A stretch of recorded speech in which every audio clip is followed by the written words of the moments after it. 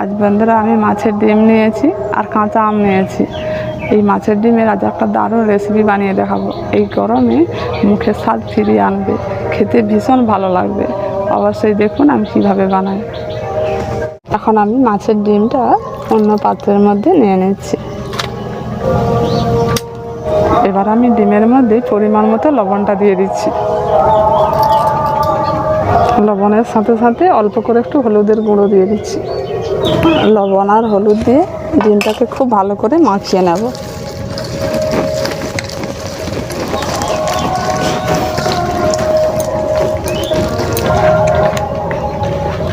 এখন লবণ আর হলুদ দিয়ে ডিমটাকে ভালো করে আমি মেখে নিয়েছি। দেখুন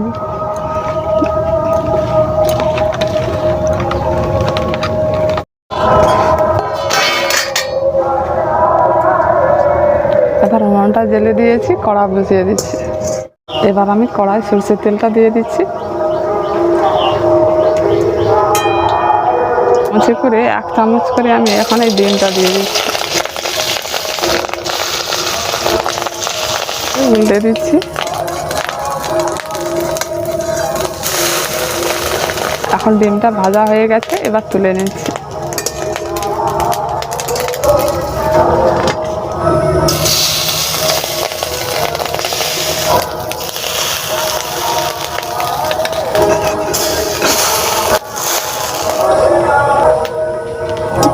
এই যে আমি দুটো আম নিয়েছি, এই আম দুটো আমি এখন এর মধ্যে দেব না, এর বদলে আমি আম কাসুন্দি দেব।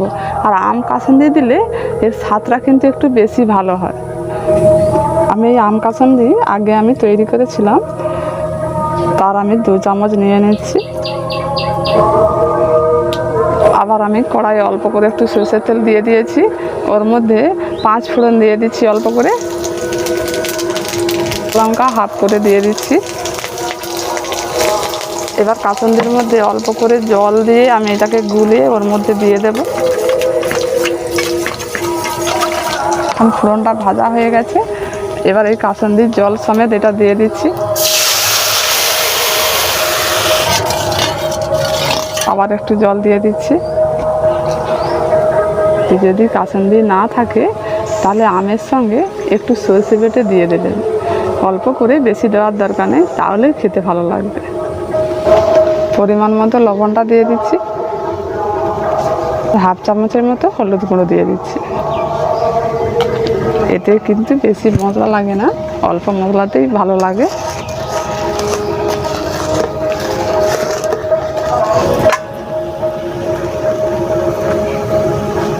1-2 মিনিট ফুটিয়ে নিয়েছি, এবার ভেজে রাখা ডিমটা দিয়ে দিচ্ছি। ডিমটা দিয়ে 1-2 মিনিট ফুটিয়ে নেব।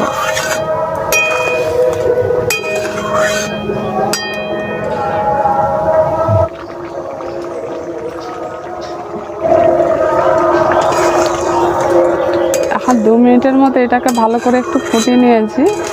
এখন দেখুন ঝোলটা অনেকটা কমে গেছে, আর যে রসাটা আছে এই রকম রসাটা কিন্তু থাকবে। এবার নামিয়ে নিতে হবে।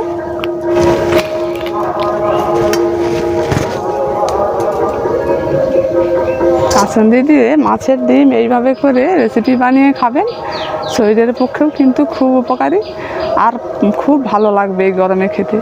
অবশ্যই একবার কিন্তু বানিয়ে দেখবেন, আর এই রেসিপিটা কেমন লেগেছে কমেন্ট করে জানাবেন। সবাই ভালো থাকুন, সুস্থ থাকুন। আজকের মতো এইটুকু।